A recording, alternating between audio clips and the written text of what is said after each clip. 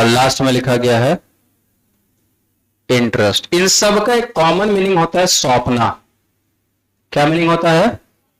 जैसे हम किसी को कोई काम सौंपते हैं ना, अरे बोलो ना जी, किसी व्यक्ति को कुछ सौंपते हैं, तो इनके साथ दो प्रेपोजिशंस, इन सब के साथ दो प्रेपोजिशंस निकल के आएगा। सबसे पहले somebody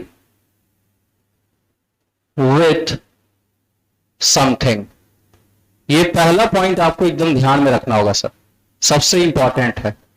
और सप्लाई समथिंग टू somebody, ये दोनों लिखिए जरा सर, फिर एग्जांपल से समझाता है। वेरी वेरी इंपॉर्टेंट है, फास्ट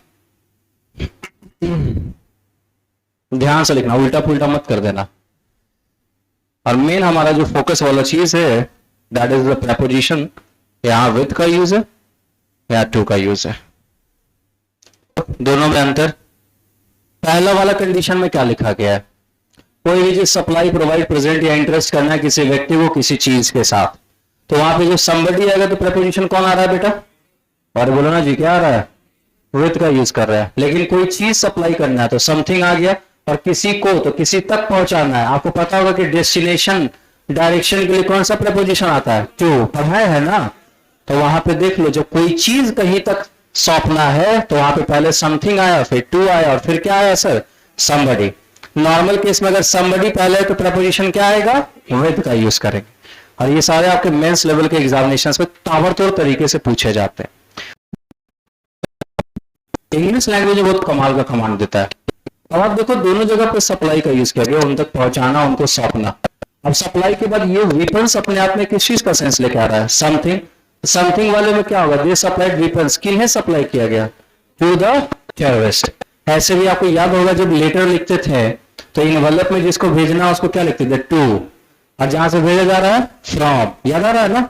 तो उन तक पहुंचाना था, तो हमने यहाँ पे टू का यूज किया गया। सप्लाई के साथ यहाँ पे टू का यूज किए, क्योंकि यहाँ पे समथिंग है। लेकिन फिर से यहाँ सप्लाइड का यूज करेगा। अब ये टेररिस्ट अपने आप में क्या है बेटा? somebody, पर्सन को दिखा रहा है। और ऐसे कंडीशन में कौन सा प्रेपोजिशन आएगा? दे सप्लाइड टेररिस्ट। किस चीज से? हाँ, तो यहाँ पे क्या यूज करेंगे? विद का यूज करेंगे। यहाँ पे सप्लाइड के साथ विद का यूज कर रहे हैं, लिख लीजिए।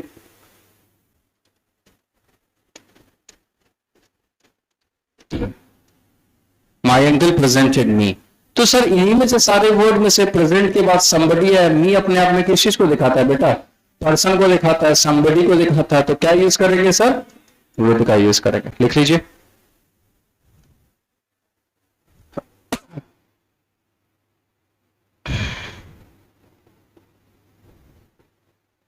चलिए, आज के बाद इनको याद रखिएगा। अगला वर्ड्स लिखिए, अगला जो हम वर्ड लिखवा रहे हैं, लिखो जरा। इसी तरीके से लिखना, एक के नीचे एक।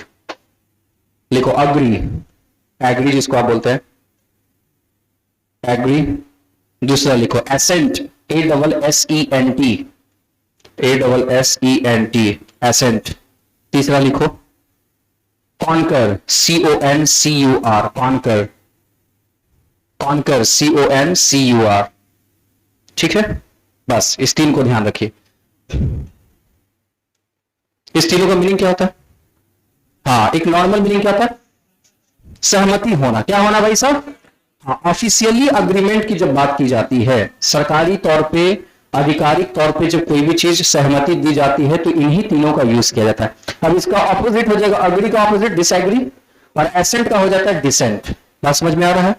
अब यहां भी हमारे सामने वही सब होने वाला है कि अलग अलग प्रेपोजिशंस आएगा। तो पहला प्रेपोजिशन लिखो, जैसा ऊपर लिखे थे उसी तरीके से लिखो। To something with somebody। पहला क्या लिखोगे बेटा?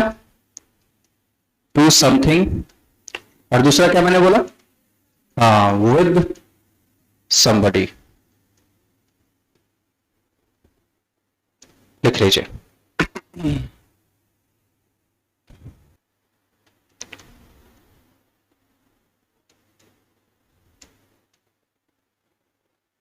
On a matter. तो आज के बाद इस तीनों के साथ जो प्रेपोजिशन आएगा, जल्दी जल्दी बताओ। पहला कौन सा आएगा? To something. दूसरा कौन सा आएगा? With somebody। और तीसरा कौन सा आएगा? बात समझ में आ रहा है सर? शानदार। एक एग्जांपल लिखो, क्वेश्चंस लिखवा रहा हूं, जल्दी जल्दी लिखो।